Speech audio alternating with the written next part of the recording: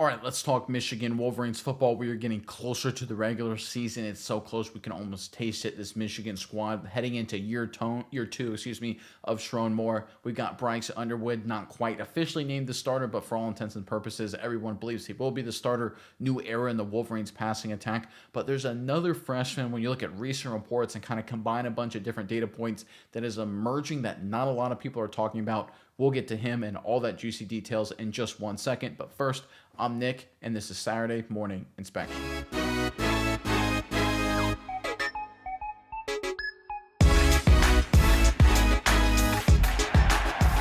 The Michigan Wolverines, it was a transition year last year. We all understand that, going from the Harbaugh era to the Shiron Moore era. And for the most part, this offseason has been pretty solid across the board. We can all agree that a lot's going to hinge on the quarterback position, taking a big leap forward this year in their passing attack versus last year. But there's also other elements of this team they're going to have to improve on or certainly replace top talent, and the defense is no exception. But if you listen to some recent reporting and kind of dive into the details, it clears that there's one new Michigan Wolverine that's impressing the coaching staff and frankly impressing everyone. Really great start to his career. Excited to see what he does on Saturdays in short order. Let's pull up the first article here. This is courtesy of 24/7 Sports. Shiron Moore spoke to the media on Tuesday and identified players who have impressed him on both sides of the ball. Here's who he named: Cole Sullivan, Chase Taylor, Jaden Mangham, JoJo Edmond, and then Jamari Rules. He goes on to say, in the secondary, I'd say another guy is Jaden Mangham, is a guy who would be not a surprise, but a guy that's taking the next steps and pushing that safety room. We've talked about TJ Metcalf, we've talked about Brandon Hillman and Mason Curtis, but Jaden's really a guy that's really taking the next steps on defense to show that capability. And we love all those guys, but the more the better. And corners, Hosea Edmond is a guy. Shamari Earls, a true freshman. He's flashed and done some really good things.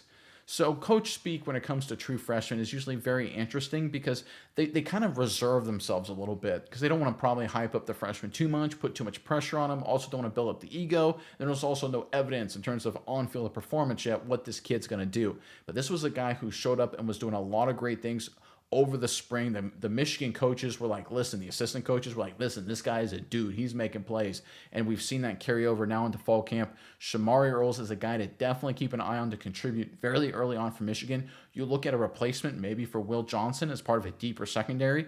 This young freshman seems to be a guy poised to take on that responsibility. And it's not just the coaches saying that. It's not just media reports. We're having all-time legends get involved as well. So let's go into our next article. Here's where things get very interesting. This is per SI.com. When it comes to Michigan football, there are a couple of numbers that stand out on the field. On offense, you have the famous number 1 jersey that is always thought of being worn by an elite Wolverine wide receiver. Players like Anthony Carter, David Terrell, Marquise Walker, and Braylon Edwards all wore that number, all being fantastic players. By the way, just a quick side note here. One of the weird things that happens at football is that there's these sort of like generational gaps.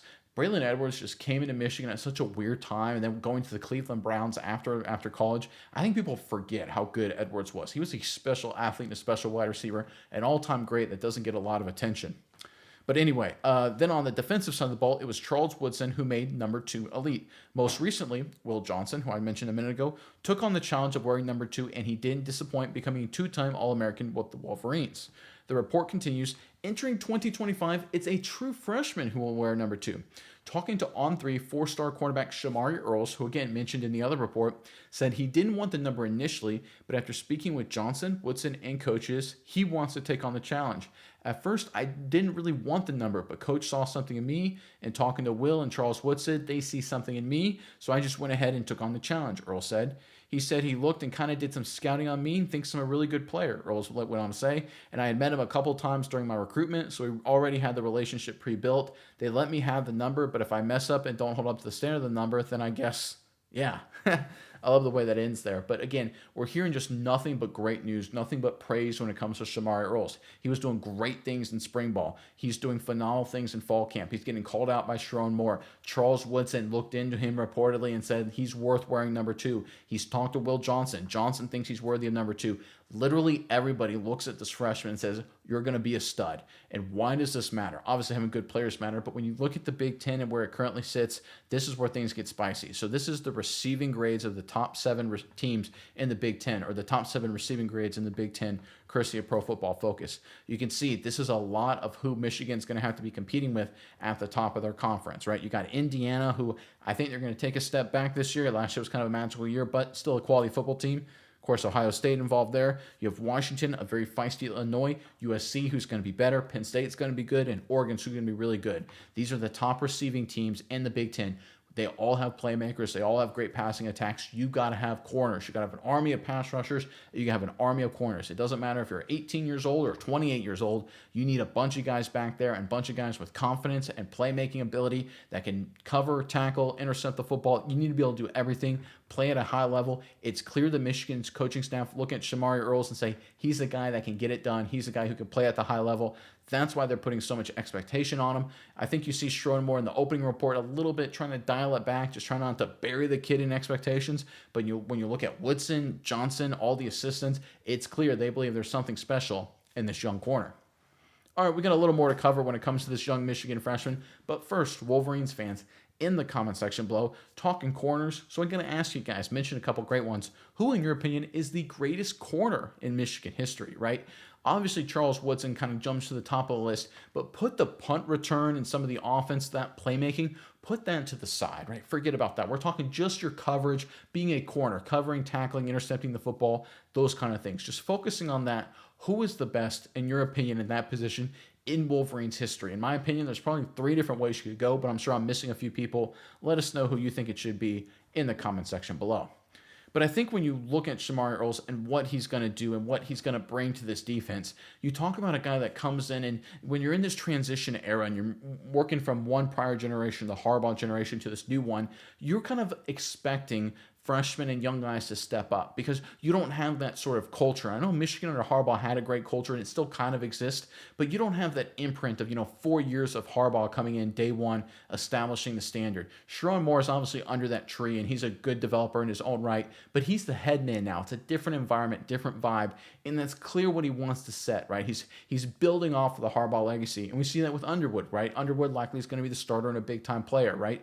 And we're going to see the same kind of thing, I believe, with Jamari Rules. He's going to look at every single freshman, every single transfer, every single veteran as well, and says, who's going to help us compete and win today? And we're going to get them on the field. And the coaching staff, again, to a man back in the springtime, they were incredibly high on what Jamari Earl provided in those environments. He's an early enrollee, so he's been with the program a long time, a day one contributor, most likely, I think, on this defense. I think he's a future star. And again, that's just not my opinion. That's Will Johnson's opinion. That's Shiron Moore's opinion. That's the assistant coach's opinion. And that's Charles Woodson's opinion. That should be more than enough. But interestingly enough, pivoting slightly on the story, Jamari Earl got himself in the news recently for a little bit of different tack. Let's pull this up here. This is a post on the UMM coverage Twitter page. The post says, Michigan defensive back Jamari Rules on recruiting players from Virginia to Michigan. We're about to get a 4th one. A lot of fans will be excited for this one, talking about a commitment, likely a verbal commitment for a future class. So again, you got a freshman, a star freshman. You put a lot of media attention behind him, not intentionally. It just kind of happened because, getting the number 2 and the comps to Johnson and Woodson, that's going to happen. And right away, what's he do? He gets in front of the media. Turns out he's recruiting other great players to your program. And this is the sort of new era transition I talked about a second ago, where you're trying to completely move away from the Harbaugh days. And not that you want to forget about them, but you have to put that behind you. You don't want recruits to sit there and say, do I want to go to Michigan because are they just living off of the Harbaugh? He's in Los Angeles now coaching the Chargers, right? Shiron Moore is a good offensive coordinator, but what's the culture like in Ann Arbor? You want to separate that completely. How do you do that? With new freshmen that had nothing to do with Harbaugh, right? They're coming in this season. You give them a lot of opportunities to help recruit for you. You get them on the field. You give them a lot of attention, a lot of praise, and let's give a lot of credit to Shiron Moore and his staff, recognizing this. There have been a lot of coaches that have handled this kind of transition very, very poorly. We've seen this at Alabama. We've seen this at Georgia. We've seen this at Florida State.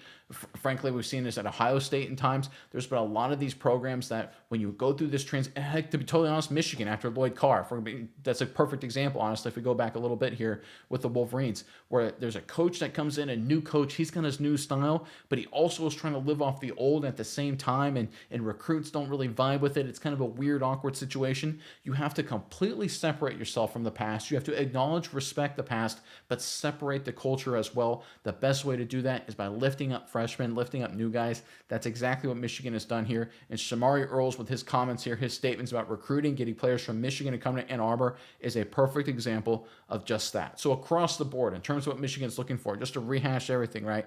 We've got a guy right here saying, listen, he's going to be wearing number 2. I go back to this report here. Will Johnson took that mantle from Woodson. A lot of great guys did it. But again, now it's coming back to Jamari Rules. They believe he's going to be special. You look at receiving grade in the Big Ten, you're going to need an army of corners. Jamari Rules is a guy who's going to be needed day one to step up and contribute in that capacity. I mean, look at these numbers on the far right. Once again, receiving grade, a lot of great receiving threats in the Big Ten, especially Ohio State. Folks, I know you probably don't want to hear this.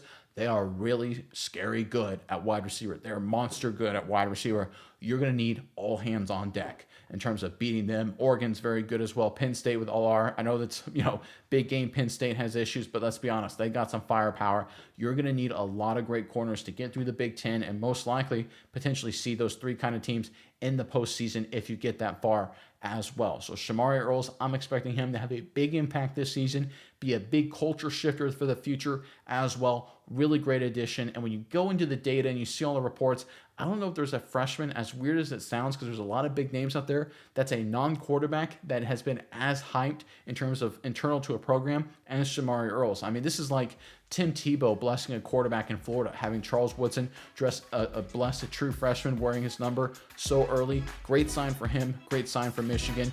Definitely a guy to keep an eye on. Big things coming to Ann Arbor from Jamari Rules.